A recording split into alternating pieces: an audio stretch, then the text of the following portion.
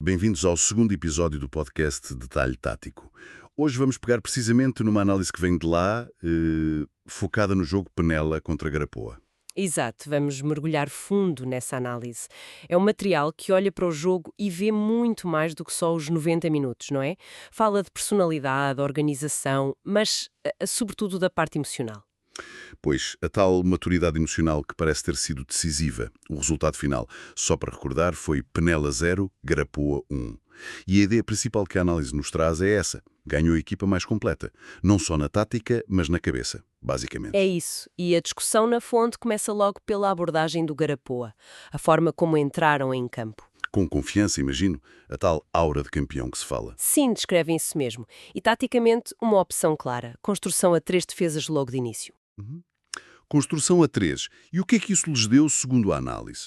Qual era a ideia? Bem, a ideia principal seria ter uma saída de bola mais controlada, mais limpa desde trás. Ok, ter a bola segura nessa primeira fase. Exatamente. E isso teve uma consequência tática importante. Libertou um jogador específico, o número 20. Ah, o número 20.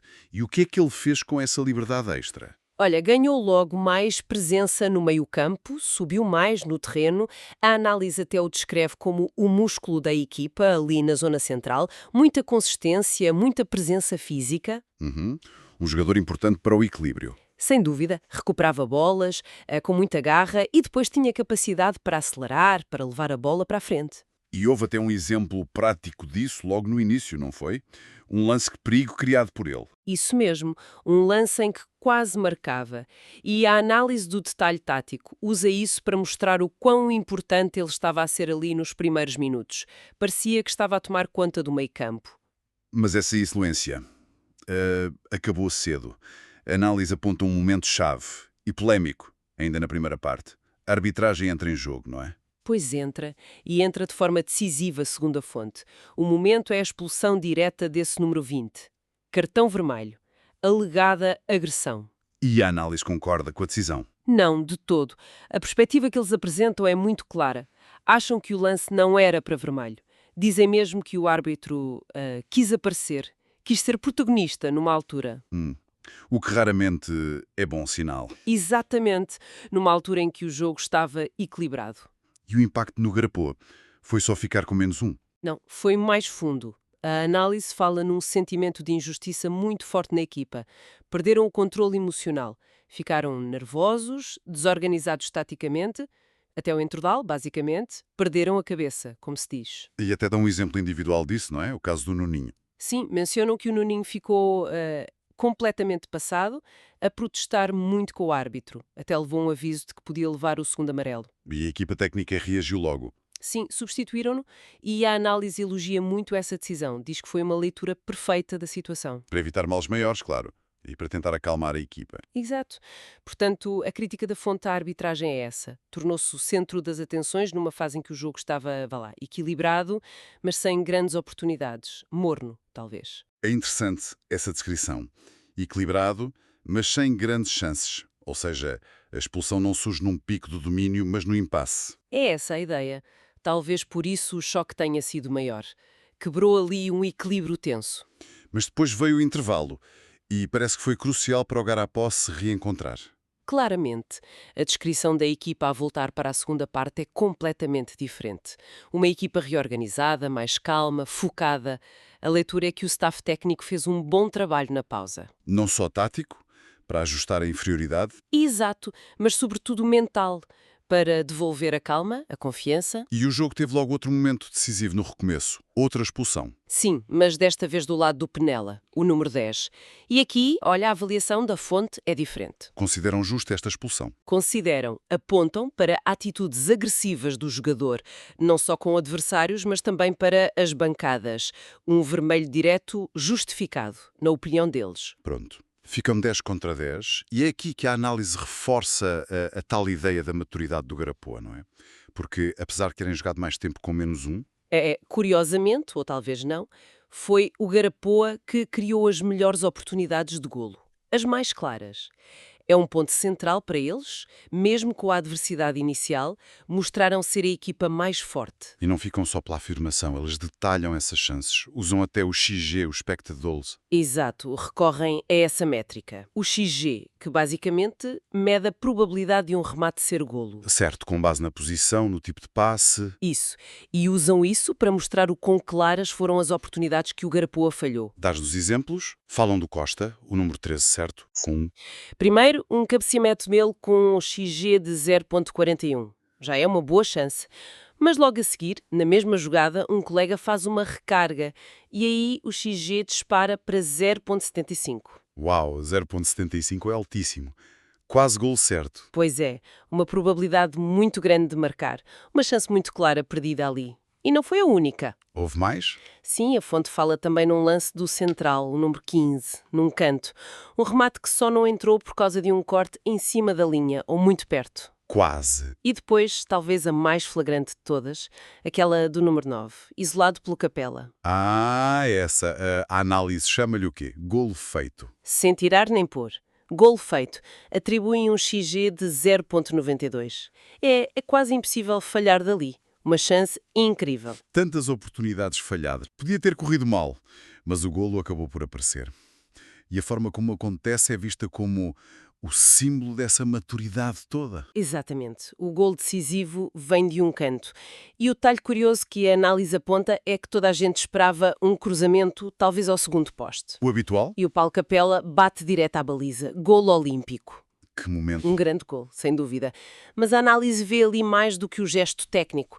Vê visão de jogo, confiança para tentar algo inesperado no momento de pressão. É a coroação da equipa mais consistente e, lá está, aquele peso da camisola, a força mental para superar a expulsão e encontrar o caminho da vitória. E essa entrada do Paulo Capela ao intervalo é mesmo destacada pela análise, não é? Como uma jogada de mestre do treinador. Sim, chamam-lhe um papelão tático. A entrada dele é vista como decisiva. Dizem que ele entrou para a direita e trouxe logo outra coisa ao jogo. Mais critério com a bola, mais visão, melhor decisão no passe. Melhorou muito o ataque por ali, então. Claramente. E não foi só pelo golo. A análise considera-o melhor em campo pela segurança e pela qualidade que deu à equipa. E sublinham também a inteligência dele. Como assim? Porque nos minutos finais, ele não ficou só na ala. Veio para o meio, ajudar a controlar, a construir. E mesmo daí continuou a criar perigo, o tal passe que isola o número 9. Para o tal golo feito de 0,92 XG. Sai precisamente dele, já a jogar mais por dentro. Mostra uma leitura de jogo muito boa. Faz sentido. Mas a análise não se fica pelo Capela, certo? Há mais destaques no Garapoa. Sim, há mais alguns nomes. O número 6, Ricardo, por exemplo, dizem que encheu o meio-campo. Elogiam os movimentos, as decisões dele, com e sem bola. Depois uma nota para o número 20, o que foi expulso. Mesmo tendo sido expulso. Sim, reconhecem o que ele estava a fazer até sair. Lamentam a expulsão porque, pela entrega e pela influência que estava a ter, tinha tudo para ser uma das figuras. A expulsão cortou isso. Que pena para ele. E por fim um elogio aos centrais. Destacam a experiência e a liderança do João Peixoto, chamou-lhe voz de comando lá atrás. Importantíssimo, claro, sobretudo depois de ficarem com menos um. Ok, parece uma análise bem completa ao Garapoa. E quando ao Penela, a equipa da casa, o que diz a fonte? Bem, a avaliação geral não é tão positiva. Dizem que o Penela não fez um jogo muito consistente. Reconhecem que há potencial, mas que neste jogo especificamente ficaram um pouco abaixo. Mas há algum destaque individual? Sim, o número 9, o avançado. Elogiam a presença física dele lá na frente, dizem que é uma referência difícil de marcar, que segura bem a bola, cria problemas, mesmo sem ter tido grandes chances de golo. Mas a análise também contextualiza, não é? Não é só criticar. Não de todo. Há essa nuance. Lembram que jogar contra o campeão é sempre mais difícil. Há mais pressão, o adversário tem mais qualidade. É normal que uma equipa sinta dificuldades em impor o seu jogo. E há um ponto que a análise do detalhe tático valoriza muito, que às vezes fica esquecido: os adeptos. Sim, o 12º jogador. Dão muito destaque a isso. Primeiro, notam a boa mobilização dos adeptos do Penela, em casa. Mas o foco maior vai para o apoio aos visitantes, ao Garapó. Descrevem como? Como um apoio fervoroso e numeroso. E o ponto-chave é que consideram esse apoio fundamental nos momentos difíceis do Garapó. especialmente ali nos últimos 15 minutos da primeira parte, depois da expulsão, quando a equipa abanou. Dizem que o apoio das bancadas ajudou a segurar a equipa. Exatamente. Chegam mesmo a dizer que a vitória pertence, em grande percentagem, aos adeptos do Garapoa, para sublinhar o impacto que tiveram. Forte. E veem essa mobilização toda dos dois lados como algo bom para o campeonato. Sem dúvida. Um sinal de vitalidade, de paixão, que é bom para a competição, claro. Bem, acho que passamos pelos pontos-chave desta análise do talho tático ao Penela Garapoa. E agora, seguindo a tradição da nossa fonte, Despedimos-nos por agora. Para a semana, cá estaremos para mais detalhe tático. e claro, um agradecimento a quem nos acompanhou, é muito importante para nós, e gostaríamos muito de ouvir o que pensam. Há algum ponto desta análise ou de outros temas que gostassem de ver discutido aqui mais a fundo? Por favor, deixem comentários, sugestões. Sim, o vosso feedback é muito útil para nós. E para terminar, fica uma questão no ar e inspirada nisto tudo. Maturidade, pressão, polémicas. Até que ponto ganhar um jogo destes, tão carregado, tão influenciado por fatores externos, como a arbitragem ou as bancadas, é mesmo uma medida pura de qualidade tática? Ou será que o que se mede aqui é outra coisa? Uma resiliência diferente, quase uma arte de saber ganhar no meio do caos.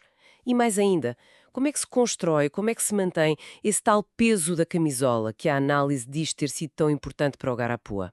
Fica a reflexão.